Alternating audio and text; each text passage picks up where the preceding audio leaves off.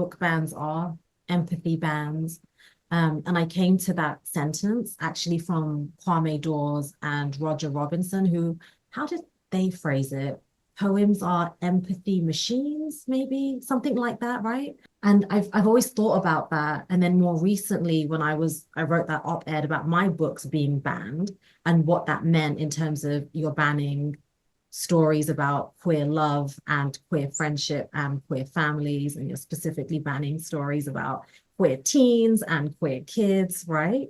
But in the course of writing that op-ed, and I think I linked to it in it, I found scientific research about stories generating empathy. And they've done this research in young people and people of all ages. And imagine how isolating it is. And you don't have to imagine, because I think probably all of us have lived through that isolation of not seeing ourselves represented, and therefore just not having what you all are talking about now, which is it's not just me, it's everyone. And it's so lonely until you figure that out. And of course, we figure that out through meeting other people, but we also figure it out from reading those stories and having the empathy, and then also the self compassion and the empathy for self.